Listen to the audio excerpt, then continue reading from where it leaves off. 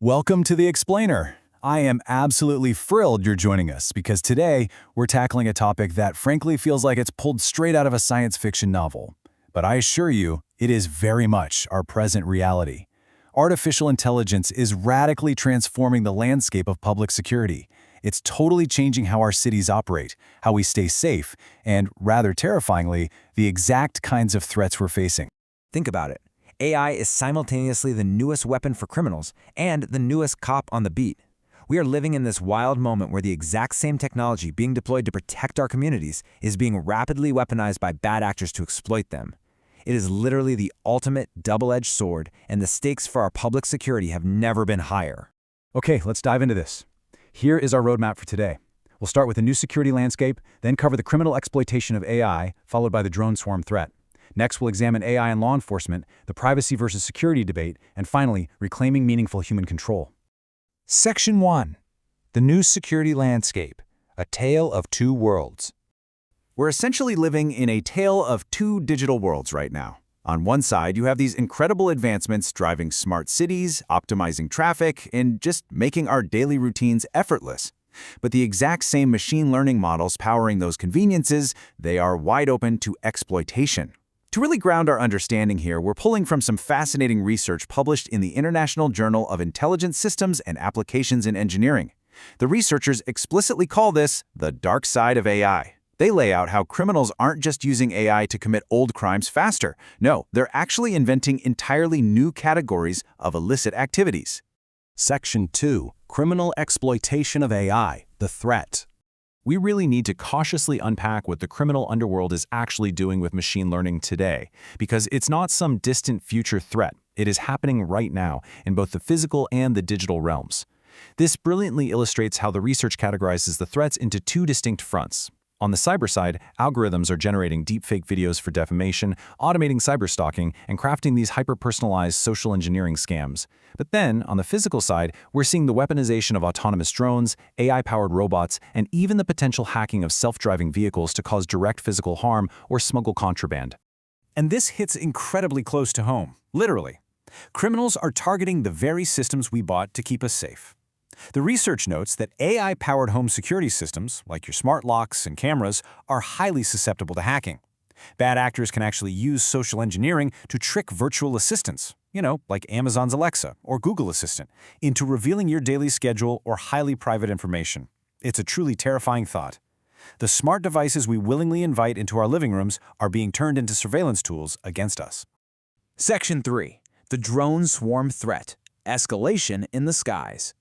Let's move to and see how this builds, taking us from domestic cyber threats out into the open sky.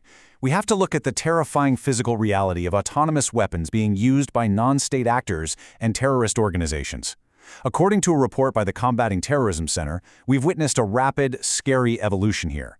It started with non-state actors using simple, commercial off-the-shelf hobbyist drones just for surveillance. But then they quickly modified them to drop explosive payloads. And now, the technology is advancing toward fully autonomous drone swarms.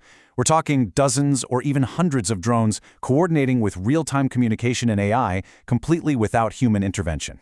70. I want you to really think about that number for a second.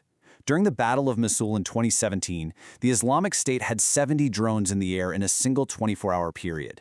U.S. General Raymond Thomas recalled that this barrage completely brought military efforts to a screeching halt. He noted that their only available response at the time was literally small arms fire. And the crazy part? The commercial drones capable of doing this cost just a few $100s. So, I really want you to pause and consider this.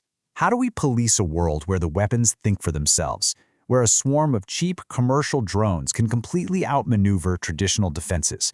This is, without a doubt, the core public security crisis of our time. Section 4. AI in Law Enforcement, the Algorithmic Shield. Because of course, the state is not just standing still.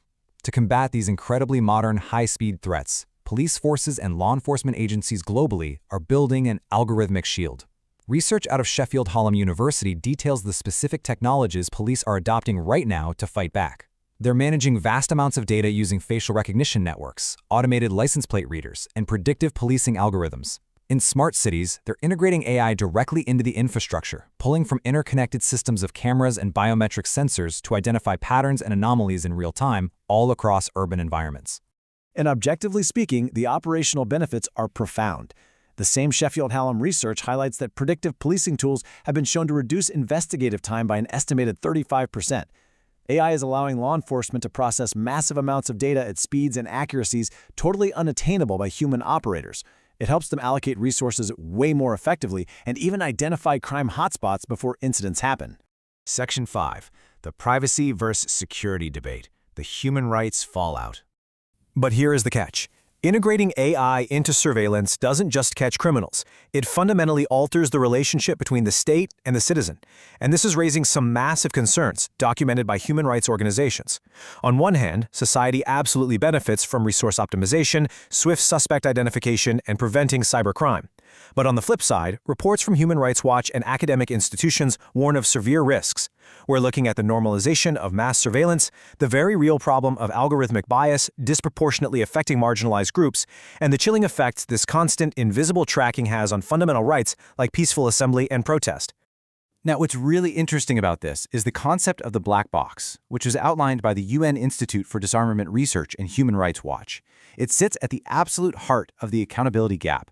You see, many of these AI systems run on deep learning models that are completely opaque. Even the operators using them cannot interrogate or document the exact steps the system took to reach a life-or-death conclusion. And this black box completely destroys what is legally known as the right to remedy. Think about it. If an autonomous criminal drone drops a payload, or, on the flip side, if a police predictive algorithm relies on biased training data and misidentifies an innocent person, who is responsible? The lack of explainability means there is zero individual operator accountability. You cannot predict harmful outcomes, and fighting an opaque algorithm in a court of law, it is incredibly difficult. Section 6. Reclaiming meaningful human control. So with criminals exploiting AI on one end and governments deploying massive algorithmic surveillance on the other, how do we actually establish safeguards? How do we protect civil liberties while maintaining public security? Well, there's a quote from a United Nations video on autonomous weapons that I think injects a deeply human perspective into this incredibly dense technological issue. Machine making a decision to take human life is just simply morally repugnant. The UN's position is clear. Delegating life and death determinations to sensors and algorithms violates the fundamental principle of human dignity. So, the crucial point is the proposed solution, supported by organizations like Human Rights Watch. They're pushing for the establishment of legally binding instruments to guarantee meaningful human control.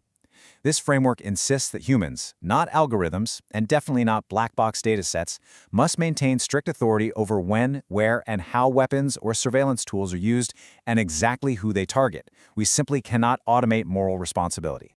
Which leaves us with this final thought for you to consider. As artificial intelligence continues to watch our cities, process our data, and even predict our behavior, are we gaining a genuinely safer society, or are we simply building ourselves a smarter cage? It really is the defining public security question of our generation, and the answer is going to depend entirely on how we choose to regulate the algorithm. Thank you so much for exploring this fascinating and complex landscape with me today.